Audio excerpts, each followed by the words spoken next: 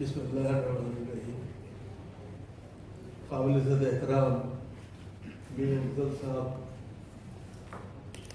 بھائی سلیم کروائی صاحب، بھائی معصوم مراد آبادی صاحب، حضرت مولانا محمد رحمانی صاحب، خواتین و حضرات،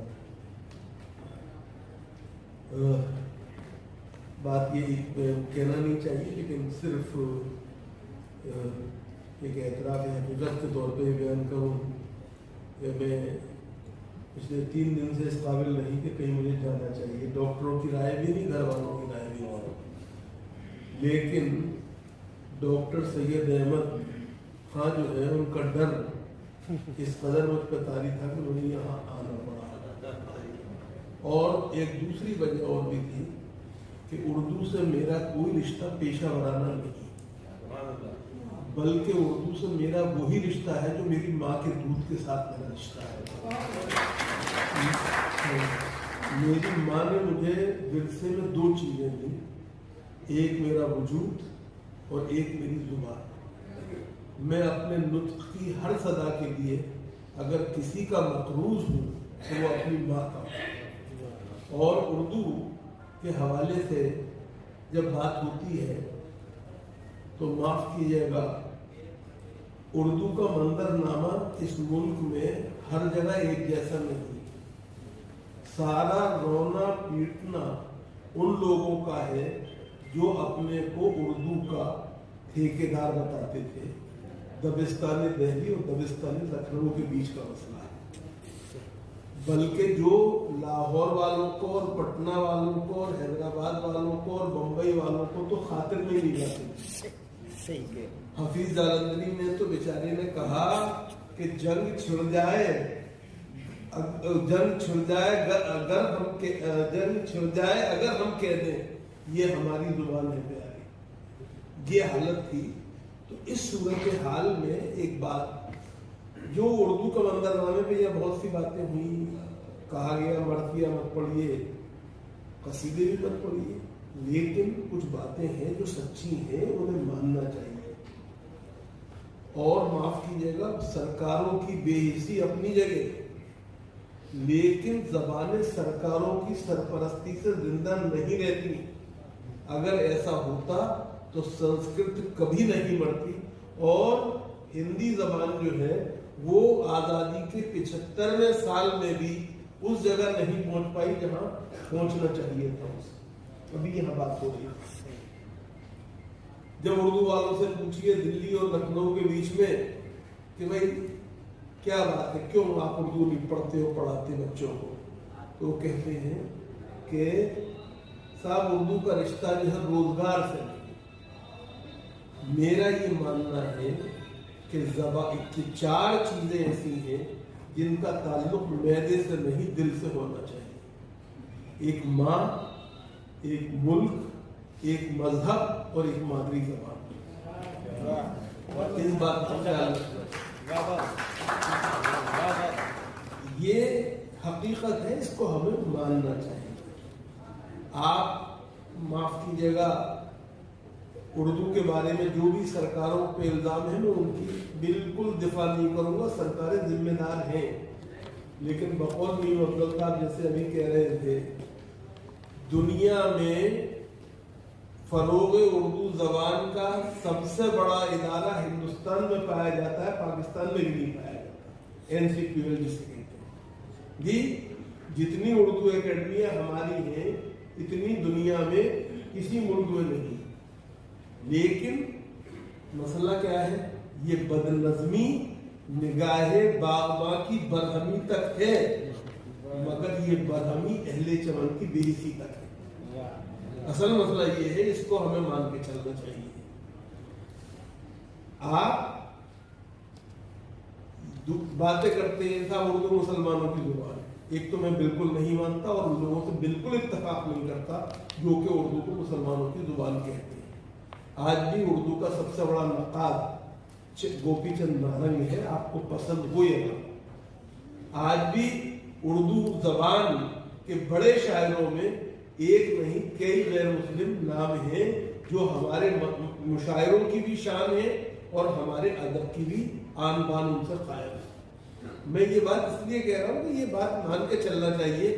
عالم فتح پوری نے لال قلعے کے مشاعرے میں، جب وہ بہت پہلے کی بات ہے، کہا تھا انہوں نے، ایک طرف ہاتھ میں شنکر کی ہے گلدار نسیم، دوسرے ہاتھ میں چکبست کی رامائن ہے، کیا غضب کرتے ہو، مسلم کی زباں کہتے ہو، اپنی سیتا ہی کو برباد دیے دیتے ہو۔ جی لوگوں اغیار نے تو بلا وجہ یہ کہا کہ اردو مسلمانوں کی زبان ہے، مسلمانوں نے اس جھوٹ کا یقین کر لیا۔ مسلمانوں کو جس چیز کا یقین نہیں کرنا چاہیے ماشاءاللہ اس کا ضرور ان کا یقین ہوتا ہے۔ یہ ہماری بڑی پریشانی ہے۔ میں آپ سے پوچھتا ہوں، اگر آپ کی زبان ہے تو دلی کے قبرستانوں میں اب لوہے مزار اردو میں بہت کم، ہندی میں زیادہ نصب کیے جاتے ہیں۔ بالکل صحیح، بالکل صحیح۔ اور جب میں ایسے کسی لوہے مزار کو دیکھتا ہوں تو میں کہتا ہوں کہ یہ آپ کے پیارے کی قبر نہیں، یہ اردو زبان کی قبر ہے۔ جی بہت اچھی، یہ بنیادی طور پہ سوچنے کی بات ہے۔ آپ جب تحریکیت کی بات کرتے ہیں، سیدھا سادہ مسئلہ ہے، اور وہ یہ ہے اردو کو زندہ رکھنا ہے تو اس کے رسم خط کے ساتھ زندہ رکھنا ہے۔ جی مجھے دیوناگری سے کوئی اختلاف نہیں، میں آپ کو بتاتا ہوں، میرا ایمان ہے، میں ایمان کہہ رہا ہوں لفظ کہ زبانوں کا کوئی مذہب نہیں ہوتا ہے، ہر مذہب کو زبانوں کی ضرورت ہوتی ہے۔ یہ اس بات کا ہمیں خیال رکھنا چاہیے۔ اردو کی تعمیر، اردو کی فروغ، اردو کی ترویج و اشاعت میں غیر مسلموں کی غیر معمولی خدمات رہی ہیں۔ اسی طرح ہندی زبان کا کوئی اتہاس اس وقت تک پورا نہیں ہو سکتا جب تک کہ آپ رسخان، ملک محمد جائسی، رسلین جیسے لوگوں کا تذکرہ نہ کریں، اور آج کے زمانے میں بھی عبد البسم اللہ، اصغر وجاہت، پرویز جیسے لوگوں کا تذکرہ نہ کریں۔ تو اس لیے زبانوں کو خدا کے لیے مذہب کے خانے میں فٹ مت لیجیے اور دوسروں کے چکر میں مت آئیے۔ میں ایک بات، آپ معاف کیجیے گا کہ ایک بات آپ سے پوچھنا چاہتا ہوں اردو والوں سے۔ آپ 800 سال تک اس ملک میں برسر اقتدار رہے، مجھے ایک موقع بتا دیجئے تاریخ میں سے نکال کے جب لوگ گئے ہوں ذل الہی کے پاس اور انہوں نے کہا ہو کہ ذل الہی ہندی کو بھی کوئی جگہ دے دیجیے۔ نہیں، انہوں نے فارسی زبان سیکھی، سیکھنے کے بعد اس میں اس قدر قدرت حاصل کی کہ آپ کو پیچھے چھوڑ دیا، اور ہندوؤں کے اندر ایک پورا فرقہ وجود میں آ گیا جسے کائست کہتے ہیں۔ جی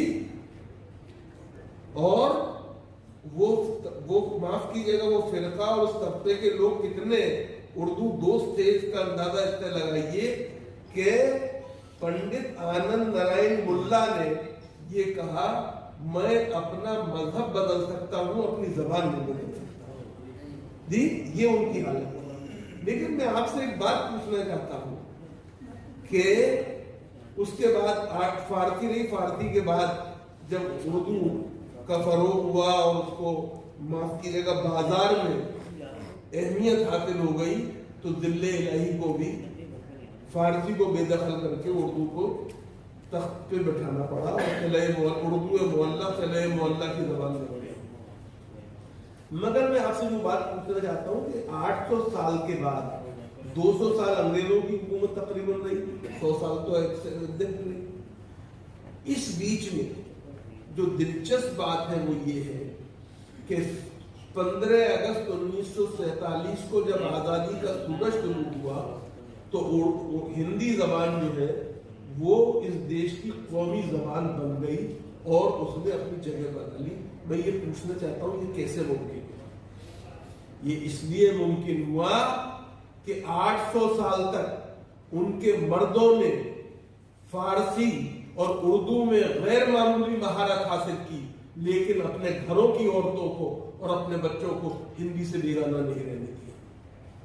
آپ کی حالت یہ ہے کہ ابھی 75 سال ہوئے ہیں اور آپ اردو کو چھوڑ کے علیحدہ ہٹ گئے ہیں اور رونا رو رہے ہیں کہ ہائے اردو اور وائے اردو. یہ بالکل وہی معاملہ ہے جیسے کہ لوگ معاف کیجیے گا ہمارا پورا طرز عمل یہ ہے کہ ہم محبت حسین سے کرتے ہیں لیکن دسترخوان کو زینت یزید کے پہنچتے ہیں.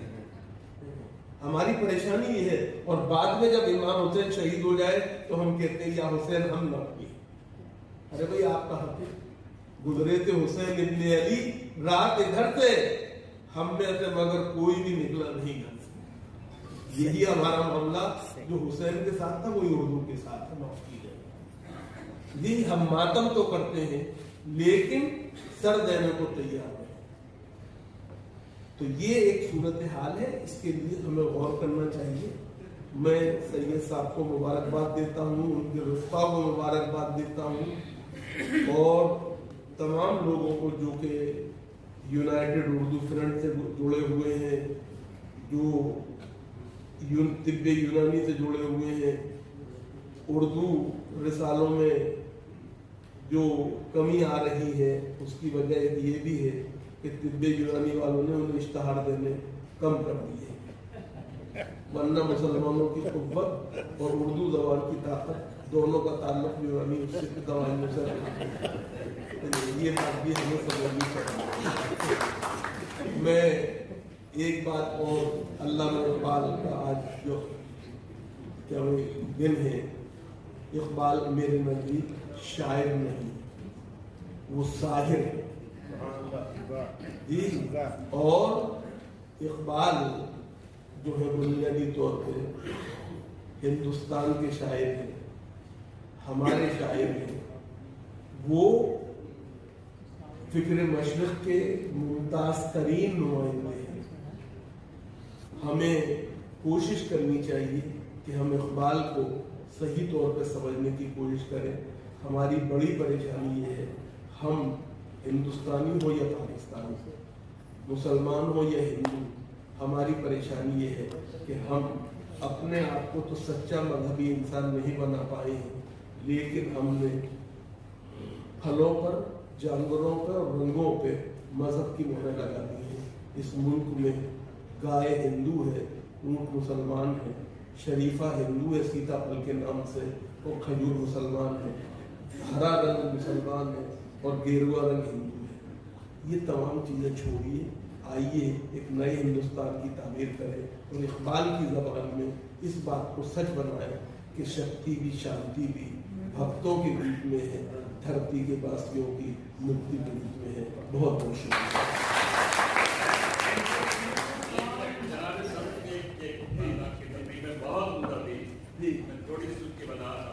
جی, آپ نے یہ فرمایا کہ 700-800 سال تک آپ کی حکمرانی کے دور میں یہاں کی غیر مسلم قوم نے اعلیٰ درجے پر فارسی سیکھی اور مناسب حاصل سرکار کے ذریعے پڑھی, لیکن اس نے ہندی نہیں چھوڑی اور اپنے بچوں کو اور اپنے خواتین کو اپنے گھروں میں ہندی محفوظ رکھی. آپ کی اسی طرح کی ایک بات حضرت مولانا علی میاں صاحب نے بھی تقریر میں کہی اور یہ حقیقت سچائی ہے. میں یہ جاننا چاہتا ہوں کہ وہ کیا جذبہ تھا جس نے اس محکوم قوم کو, اپنے بچوں اور خواتین کو اپنے گھروں میں ہندی پڑھنے کے لیے مجبور کیا. وہ جذبہ کیا تھا؟ آیا کہ وہ اپنے مذہب کی زبان سمجھتی تھی کہ حکومت حاکم غیر ہے لیکن ہم اپنے گھروں میں پڑھیں گے؟ کوئی تحریک, کوئی جذبہ, کوئی اسپرٹ, کوئی سوچ اس کے پیچھے تو جس نے ان سے یہ کام کرایا وہ کیا تھا؟ کیوں ایسا کیا انہوں نے؟ نہیں ایسا ہے, آج ہم یہ نہیں کر پا رہے, انہوں نے کیوں ایسا کیا؟ وجہ یہ ہے, معاف کیجیے گا, انہوں نے زندگی کی سچائیوں کو سمجھا. انہیں یہ معلوم تھا, اس بات کا پوری طرح ادراک تھا کہ اس وقت جو جن کی حکومت ہے, جن کی بالادستی ہے, وہ اس سے وہ بدل نہیں سکتے. لیکن ہماری پریشانی جو ہے, معاف کیجیے گا, جو آپ سے عرض کروں, برا ماننے کی بات نہیں, کیونکہ آپ نے کہا اس لیے میں کہہ رہا ہوں, میں کہنا نہیں چاہتا اس بات کو. ہم مسلمانوں کی پریشانی یہ ہے کہ ہم نے جتنے اپنے کرنے کے کام ہیں وہ اللہ کے سپرد کر رکھے ہیں, اور جتنے اللہ کے کرنے کے کام ہیں وہ اپنے ذمہ دے رکھے ہیں. हमें ये पता नहीं कि बीवी की सेहत कैसी है, हमें ये पता नहीं है कि बेटी की उम्र क्या हो गई है, हमें ये पता नहीं है कि बेटे की तालीमी इस्तेदाद क्या है, लेकिन हमें ये बखूबी मालूम है कि अख्तर बातें जन्नत में जाएंगे। तो बुनियादी तौर पे हिंदू हकीकत पसंद थे, वास्तविकता पे यकीन रखते थे, इसलिए उन्होंने जिंदगी गुजारने के लिए, जिंदगी में कामयाब होने के लिए, एक बेहतर मुस्तकबिल के लिए अपनी जबान, अपने कल्चर, अपनी संस्कृति, अपने संस्कारों को अपने घरों में जिंदा रखा। लेकिन आप जो है, आपका मसला ये है कि आप अपने घरों में तो बुनियादी तौर पे टीवी पे डिस्को के देखने के लिए बच्चों को नहीं रोक पाते हैं और अपने बच्चों को उर्दू पढ़ाने को तैयार नहीं होते। जैसा कि अभी लोग कह रहे थे, अखबार खरीदने को तैयार नहीं है, खलील कदवाई साहब कह रहे थे। ये हमें सोचना चाहिए। आज मैं आपसे एक बात और अर्ज कर दूं, बहुत कड़वी बात है। यहाँ पे अभी अफजल साहब बैठे हुए हैं, all India Urdu editors conference के सदर हैं, ये मासूम मुरादाबादी बैठे हुए हैं, ये भी उस ऑर्गेनाइजेशन के बड़े अफसर हैं। मैं आपसे पूछता हूँ, क्या वजह है कि उर्दू के आज बड़े अखबार दिल्ली के अंदर और शिमाली हिंदुस्तान में वो लोग निकाल रहे हैं जिनकी मादरी जबान उर्दू नहीं जी? जागरण ने जब से क्या में इनकलाब का हाथ पकड़ा है, वो बंबई का अखबार आज शिमाली हिंदुस्तान का पूरे अखबार बना हुआ है, बंबई के अलावा। क्या वजह है कि सहारा जो बुनियादी तौर पे सुबुर्त राय का अखबार है, वो अपनी जगह बनाए हुए है। माफ कीजिएगा, जितने टीवी के चैनल हैं उर्दू के बड़े चैनल, वो किसके हैं? जी वालों का जी, न्यूज 18 वालों का जी, ईटीवी किसका है? हम सब रामोजी राव को जानते हैं। जो मैं एक बात आप सुन लीजिए, अब मेरी आपने बात छोड़ दी, तो ये तमाम लोग जो हैं, नहीं, मैं जो बात कहना चाह रहा हूँ, ये घाटे का सौदा नहीं करते हैं। बकिया मुसलमान जो है वो कहे का ऑनर होता है, इसी बात का ऑनर होता है कि अखबार बिकता नहीं, इनकलाब बिक रहा है, वरना माफ कीजिएगा घाटे का सौदा कभी नहीं करते। और इस बात को हमें खूब समझना चाहिए, ये बात जो है।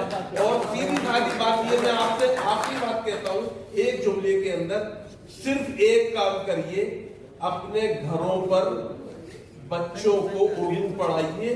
अगर आप मैथमेटिक्स की, फिजिक्स की, केमिस्ट्री की, बायोलॉजी की कोचिंग के लिए हजारों रुपए दे सकते हैं, तो 1000 रुपए पर एक उस्ताद रख के अपने बच्चों को उर्दू रस्म खत के साथ, फारसी रस्म खत के साथ क्या उन्हें तालीम दिलाइए। ये बड़ी बात होगी। बहुत शुक्रिया।